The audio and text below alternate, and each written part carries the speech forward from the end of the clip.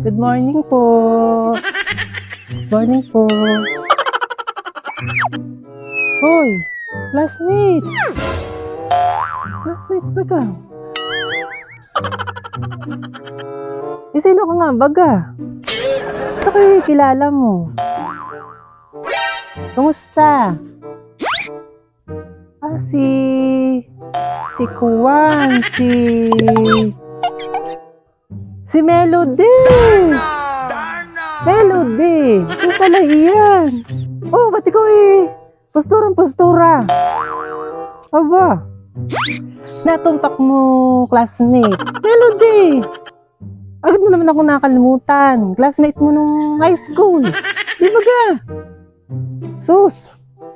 Kaya ako nakaganto, classmate. Ako'y tatakbo ng SK chairman. Lilibutin ko itong banda dito at nandito lahat ng aking mga classmate. Una na ikaw na nakita ko dito sa daan. Baka naman ako'y maiisa mo sa pagboto. Ano, classmate? Maaasahan baga kita? Ikaw pa rin pumasok na rin sa mundo ng politika, Melody. Maaasahan mo ako din pagdating sa mga ganyan at walang sino pa baga ang magtutulungan kung di tayo din magkaka-classmate. Sige, hala. At pasukin mo muna itong bandang looban dito at nang makakita mo yung mga classmate natin at maalala ka din nila. Baka nga ikaw hindi na nila mamukhaan ay. Tignan mo nga. At gandang-ganda mo na. Samantalang na napasok tayo ng high school. Ikaw mukha mo si Bebang.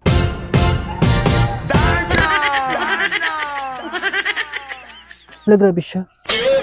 Sige na nga, classmate. At pupunta na ako dito. At baka kung ano pang sabihin mo sa akin tungkol nung high school tayo. Sige na, bye-bye. Aba, sino na baga Mari yung naglalakad na iyo? Parang bihis na bihis. Kilala mo yun, Mari?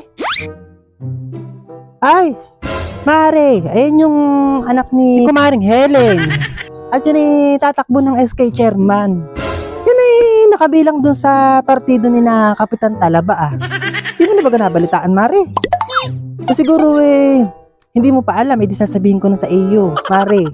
Sa anak mong mga boto ng SK, mga dalaga mong anak, Mari.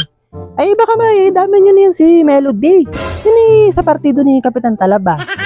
Ibig sabihin ko, Mari, yun sa partido ni Kapitan Talaba. Ay di maaasahan din yan sa oras ng pangangailangan. Lalong-lalo na sa mga anak mo at puro pa naman dalagat binata ang anak mo, Mari. Sabihin mo na lang sa mga anak mo na isingit na yan si Melody. Ano, Mari?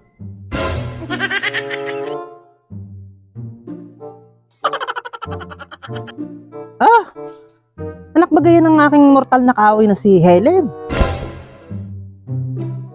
Sabi na, dami naman ang pwedeng tumakbo ng SK chairman.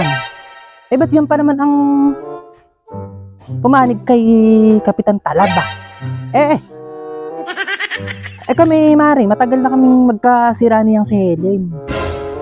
Gawa ng, di ba si Helen ay napaka-chismosa naman. Sana laang, Mari, na yung kanyang anak na tatakbong SK chairman ay hindi nagmana sa kanya. Naubo din ng chismosa.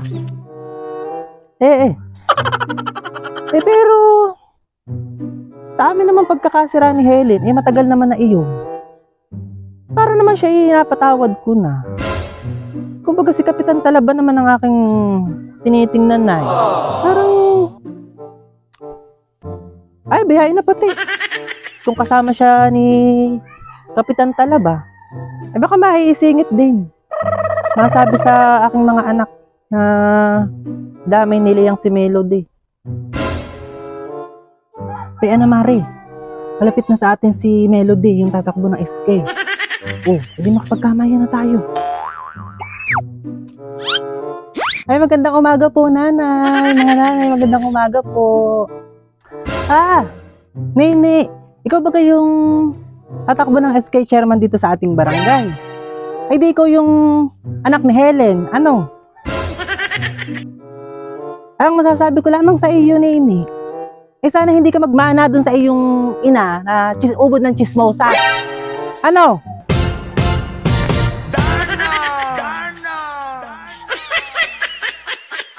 Hala, grabe siya.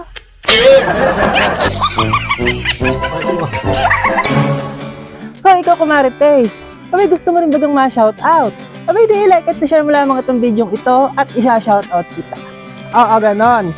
Shoutout nga pala, Peridera from South Caloocan. Oo, shoutout sa ating mga kumares diyan. And kay Jose Cardo, Michelle Puno, and Malulidad Zambrano, and Helen Diluna Ladu. Hello mga kumarites.